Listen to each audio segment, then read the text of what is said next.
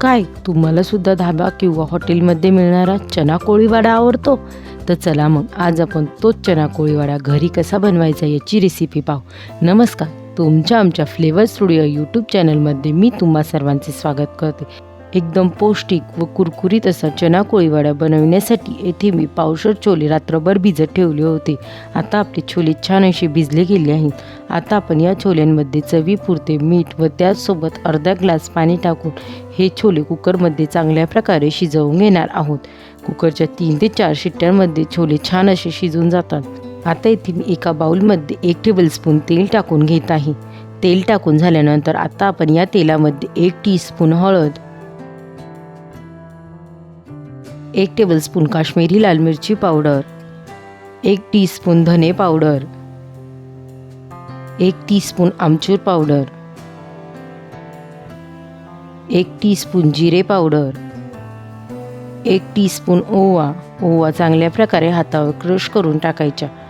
येथे तुम्ही आमचूर पावडरच्या ऐवजी चाट मसाल्याचा सुद्धा वापर करू शकतात. त्याचसोबत चवीपुरते मीठ.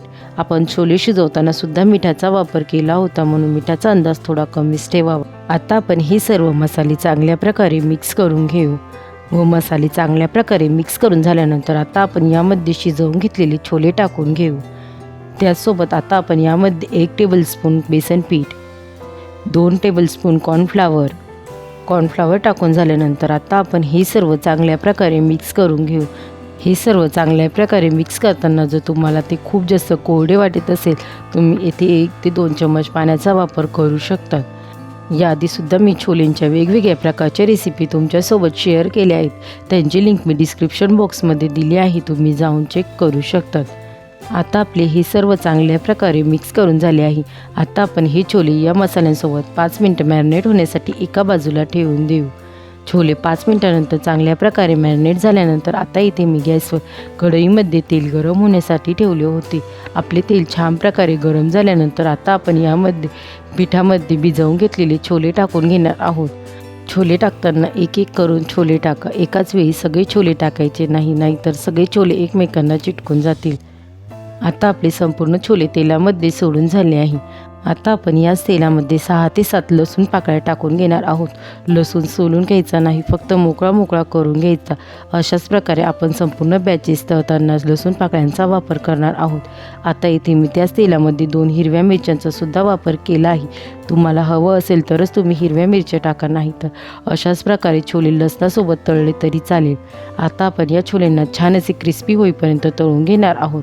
तुम्हा सर्वांना जर माझ्या रेसिपी आवडत असतील तर रेसिपींना लाईक करा आणि शेअर करा व अशाच नवनवीन रेसिपींसाठी आपल्या फ्लेवर स्टुडिओ यूट्यूब चॅनलला सबस्क्राईब करा. त्यासोबत शेजारील बेल आयकॉनला प्रेस करा, म्हणजे तुम्हाला येणाऱ्या सर्व नवीन रेसिपींचे नोटिफिकेशन सर्वात पहिले मिळेल. आता आपण या छोल्यांना एकदम लो फ्लेमवर 5 मिनिटं तेलामध्ये छान असे कुरकुरीत होईपर्यंत तळून घेणार आहोत.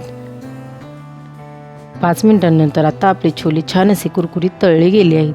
आता आपण हे छोले तेलामधून काढून घेऊ. अशाच प्रकारे संपूर्ण छोले तळून घेऊ. संपूर्ण छोले तळून झाल्यानंतर आता आपण या छोल्यांवर 1 टेबलस्पून चाट मसाला टाकून घेणार आहोत व हे सर्व चांगल्या प्रकारे मिक्स करून घेऊ. तुम्हाला हवं असेल तर तुम्ही चाट मसाल्याच्या ऐवजी लिंबूच्या रसाचा वापर केला तरी चालेल. फक्त खाण्याच्या वेळी त्यामध्ये लिंबूचा रस टाका. संपूर्ण छोल्यांवर एकाच वेळी लिंबूचा रस टाकून ठेवू नका, नाहीतर तुमचे छोले कुरकुरीत राहणार नाही. आता आपला एकदम धाबा स्टाईल चना कोळीवाडा बनवून तयार आहे. झटपट तयार होणारा हॉटेल स्टाईल चना कोळीवाडा तुम्हाला कसा वाटला मला कमेंट करून नक्की सांग. रेसिपी आवडली असेल तर रेसिपीला लाईक करा, शेअर करा व चॅनलला सबस्क्राईब करा. पुन्हा भेटूया आपण अशाच एका नवीन रेसिपीसोबत. तोपर्यंत सर्वांनी काळजी घ्या. बाय.